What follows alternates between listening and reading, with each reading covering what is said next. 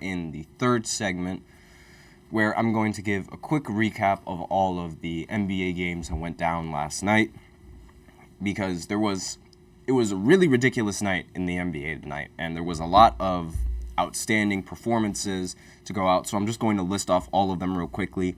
Anthony Edwards ended with 51 points, that's a career high, 6 rebounds, 7 assists.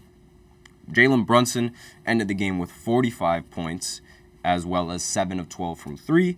Shai Gilgeous-Alexander ended the game with 40 points, as well as 2 steals and 2 blocks, and shot 20 free throws. Luka Doncic ended the game with 39, 12, and 10. Joel Embiid ended with 37, 11, and 8. Fred VanVleet ended with 37, 8, and 6, along with a steal and a block. DeRozan ended the game with 34, 5, and 6. De'Aaron Fox ended the game with 33, 8, and 6. Tyler Hero ended the game with 33, 5, and 4. He's been averaging 24 points per game since in 3 games played since his return. And LeBron ended the game with 33, 7, and 11, along with 2 steals. Trey Murphy ended the game with 31, 8, and 3. Tyrese Halliburton ended the game with 35 and 5, along with a steal, shooting 10 of 16 from the field. DeAndre Ayton ended the game with 30, 13, and 1. DeJounte Murray ended the game with 29, 13, and 13. CJ McCollum ended the game with 29, 5, and 3.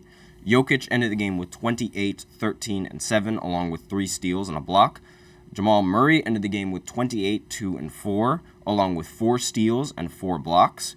Klay Thompson ended the game with 27, as I mentioned previously. Daniel Gafford ended the game with 26. Steph Curry ended the game with 23. Patrick Beverley ended the game with 20, 10, and 3 with 0 turnovers. Russell Westbrook ended the game with 16, 15, and 15, along with 2 steals coming off the bench. And actually, no, he wasn't coming off the bench. He was starting, And Victor Wembanyama ended the game with 18 points, 7 rebounds, 6 assists, and 7 blocks. In total, 51 players scored 20-plus points, 86 players scored 15-plus, and 139 players scored 10-plus. And the Cavs and Nets were the only team that did not play last night. So a lot of scoring and a lot of great performances coming in from a lot of these players going into these matchups, and it really just shows how much better the overall skill of the NBA has improved as opposed to previous years. In previous years, you wouldn't see any of these, as many players get as many points as they have, and you wouldn't see this many players have ridiculous nights like this at the same time. So it really just shows how much better the average player is, even though none of the players that I mentioned are average players, but it really just shows how much better the league is now than it was previously. So going deeper into these games, the Mavericks, they ended up winning 130-104 against the Charlotte Hornets. As I mentioned previously, Luka Doncic had a ridiculous triple-double, 39, 10, and 12, 12 rebounds, 10 assists.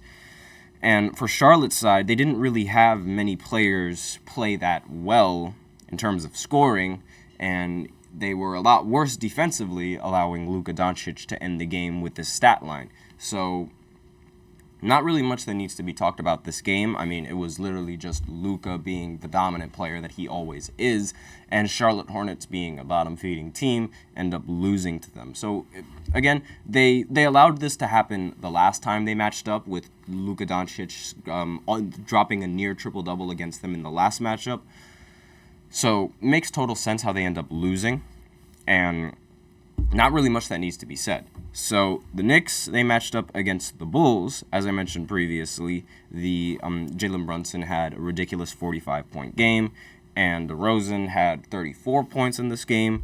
And the rest of the team, Kobe White ended with 24, Vucevic ended with 26, and Javonte Green ended with 12 rebounds and 9 points. Now, on the Knicks side, Josh Hart ended with 17 points and 13 rebounds. I swear, he is like a tank. He plays 46 minutes in every single game. And OG Anunoby ended the game with 24 points, along with DiVincenzo, who ended the game with 21 points. So very good overall production from the Knicks going into this game. Obviously, they benefited greatly with Jalen Brunson's performance, and this team is playoff ready. Like, they are ready for the playoffs, and I really think that they can make a deep run in this postseason, and I feel like the only thing that's detrimental to their success is the Boston Celtics, and I just feel like the Boston Celtics, they're the better team when compared to every other team in the Eastern Conference. But aside from that, I have the Knicks being right underneath them, especially now with how the Bucks, they're lacking Giannis, and the situation going on around Doc Rivers. It's like still up in the air on like exactly what the ceiling is for the Milwaukee Bucks. Then the Pistons, they ended up losing to the Sixers, I mean, obviously, because, you know, the Sixers are just a much better team. Joel Embiid, as I mentioned previously, 37 and 11. And Kelly Oubre ended with 17 points. Tobias Harris ended with 15 and 12. Now, there was no Maxey in this game, but that was no problem, given how much better the Sixers roster is without Maxey and with Joel Embiid. And the Pistons, obviously, bottom-feeding team. Not really much that needs to be covered when talking about them, because like they're already eliminated from the playoffs. Not much needs to be discussed. This was a very much needed win for the Sixers, however. Excuse me. As they're still trying to compete for that 6th seed between Miami and the Pacers. So they desperately needed that win, but it doesn't help them that the Pacers ended up beating the Raptors in this previous matchup, as I said that they would. They ended up winning 140 to 123, 140. So, again, Halliburton, he ended the game with 30 points. Very dominant game coming in from him. Siakam ended with 16 points, and Miles Turner also ended with 16 points. Obi Toppin came off the bench, ended with 23 points. TJ McConnell, ended the game with 17 points. And again, this Raptors team, they're tanking right now because they don't have their best player, Scotty Barnes, and there's not really much hope for this team, especially since they've been eliminated from the playoffs. So they're just tanking in these games. It was much needed win for the Pacers, so that way they could hold that 6th seed. And again, it also makes it a lot more difficult for the Sixers to end up retaking that 6th seed, because like they ended up winning and it just ups their wins, and like it doesn't really do much in the standings. The Heat also ended up winning last night, which also doesn't help the Sixers for the standings. They ended the game 117 to 111. DeJounte Murray, again, he ended the game with 29, 13, and 13, which is partly why they ended up being so close in terms of matchups. DeAndre Hunter ended the game with 23 and 11. And let's see, what else? Again, as I mentioned previously, Tyler Hero, 33 points. Jimmy Butler had only 25 points.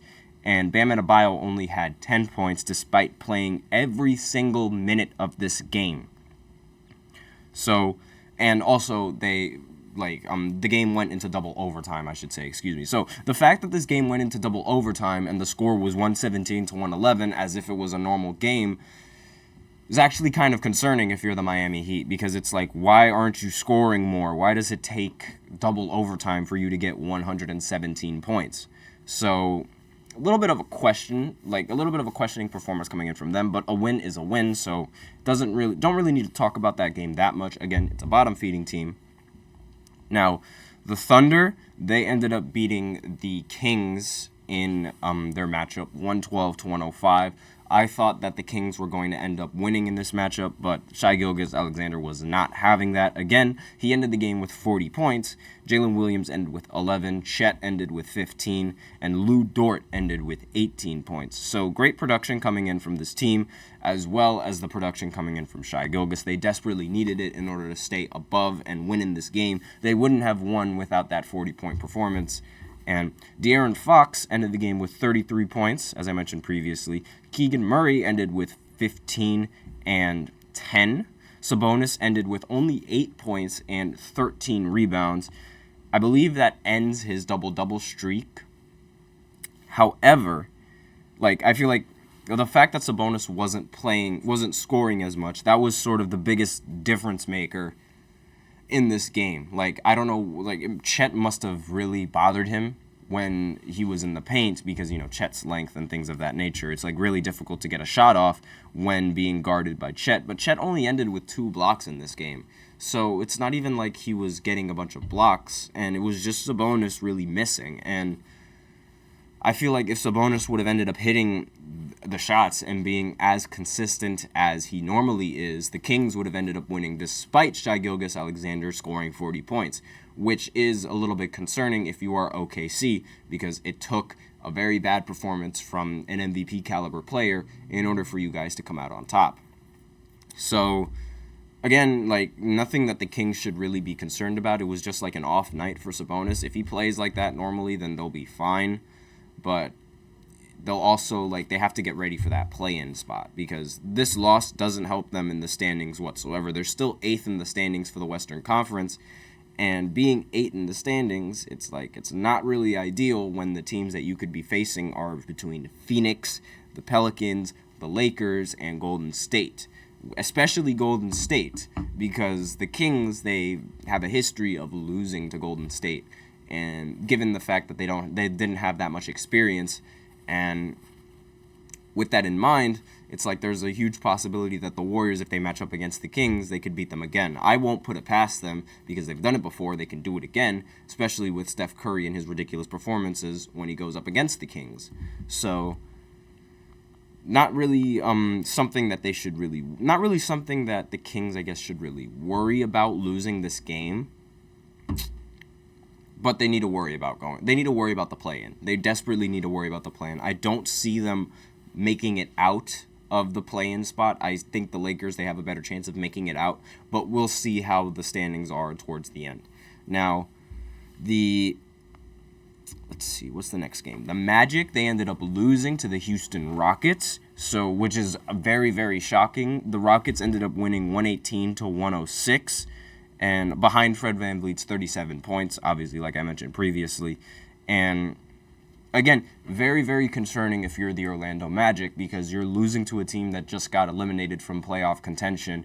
And they're not that bad. The Houston Rockets, like, they're a decent team. Like, they're not that good when you look at the standings. But outside of the standings, like, they have a very talented roster.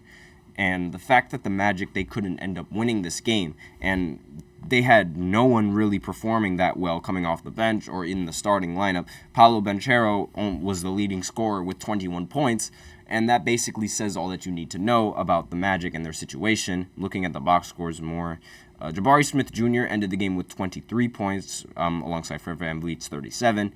And their scoring was overall just much better than the Magic, and they shot better. They shot a lot better from 3, 15 of 35 for 42%, compared to the Magic, who shot 7 of 24, 29%. As I mentioned previously in the other segment, when you're going up against a team that's shooting that much better from 3 than you are, it's very, very difficult to come out on top.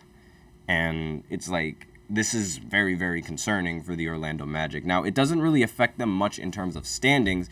They are the 4th seed, and regardless whether they're like the 4th seed or the 5th seed, it looks like they're going to be playing either between the Knicks or the Cavs, and I don't really see them making it out of the first round regardless. So, and this loss to Houston sort of just confirms that, and I really don't understand like why they ended up losing this game. Like, this was not a good game for them to lose whatsoever. Also, I forgot to mention Jalen Suggs. He was also a great scorer in this game. 7 of 13, 21 points. Also helped the Orlando Magic when we're talking about scoring. But still, losing to a team like this, not ideal. Now, the Spurs, they beat the Memphis Grizzlies 102-87. Blowout win coming in from the Spurs. Victor Wembanyama and his 7 blocks were obviously a big reason as to why they didn't end up getting more points on the board. And this Grizzlies team, they're rebuilding. And a little bit news on Ja Morant. It was confirmed that Ja Morant acted in self-defense when he punched that teenager. So there was a whole court case going on whether or not he was he was acting in self-defense or whether or not he just did it just because, he's trying to be thug. I'm using that in quotes because the way that he presents himself on the media, it's as if it's something that he's not, because Ja Morant is far from a thug, but everything that he does like on social media gives a lot of people that perception. And he wasn't, in this case, he wasn't being a thug. Like, he wasn't flashing a gun on IG Live. He wasn't doing any of that, but rather he was acting in self-defense. So I feel like that's sort of important news that I should bring up just because, I'm talking about the Grizzlies. And there's not really much hope for either of these teams, so I don't really need to talk about much about this game. Now, the Wizards, they ended up losing to the Timberwolves, and this was an embarrassing loss for the Wizards because they were up by around 20 points at, I believe it was the first quarter. Let me just go ahead and look at the play-by-play. Yeah, in the first quarter, the score was 44-26 in favor of Washington, and as the game progressed, they gradually, the Timberwolves, they started coming back, and it's really, a disappointing loss when you're looking at the Wizards because they were up by this much, and they allowed Anthony Edwards to get a career-high 51 points. So Rudy Gobert also ended with 19 and 16. And on the Wizards side, Jordan Poole ended with 24 points, and Corey Kispert ended the game with 25 points. And the rest of the starters, they all ended with 15-plus points. So they played great. They played great in this game.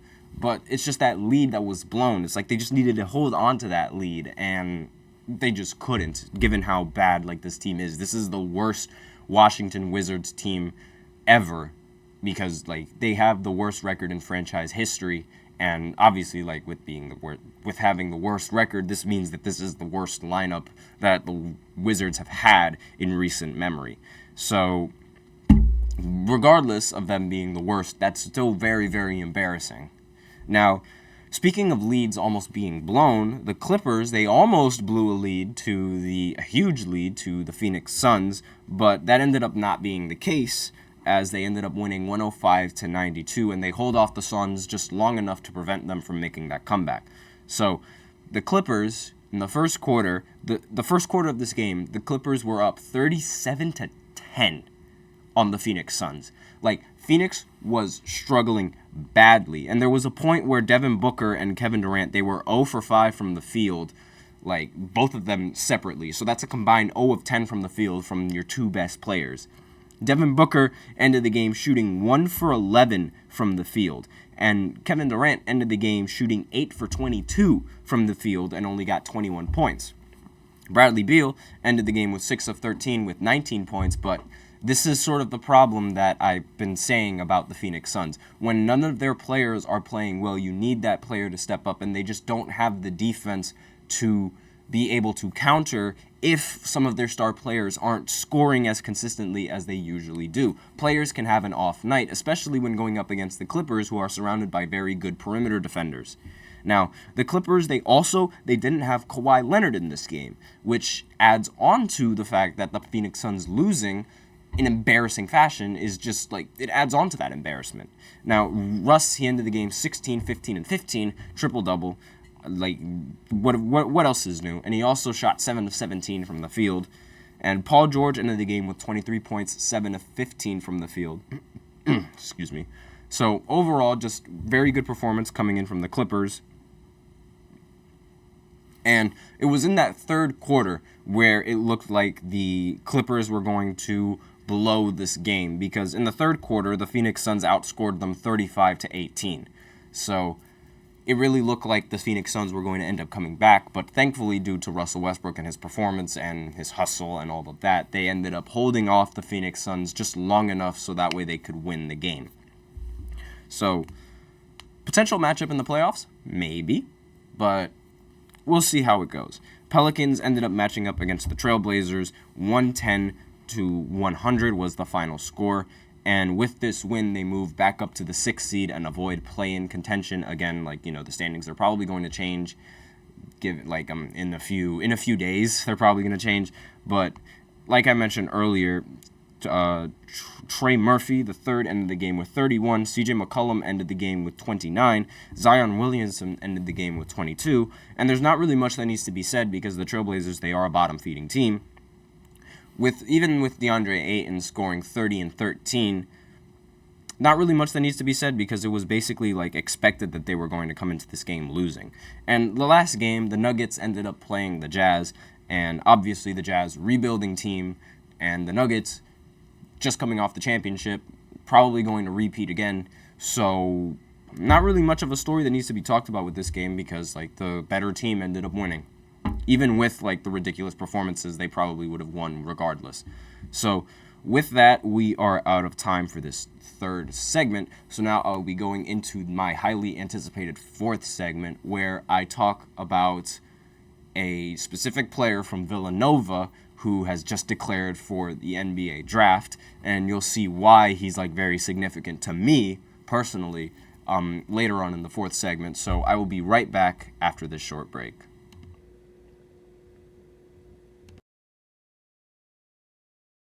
For the best and latest podcasts available anywhere, go to the podcast app on your cell phone and type in GSMC to access free content-rich podcasts on health and wellness, book reviews, sports, entertainment, relationships, social media, movies, technology, finance, and even weird news. Subscribe and download the GSMC Podcast Network's family of shows, available everywhere podcasts are found.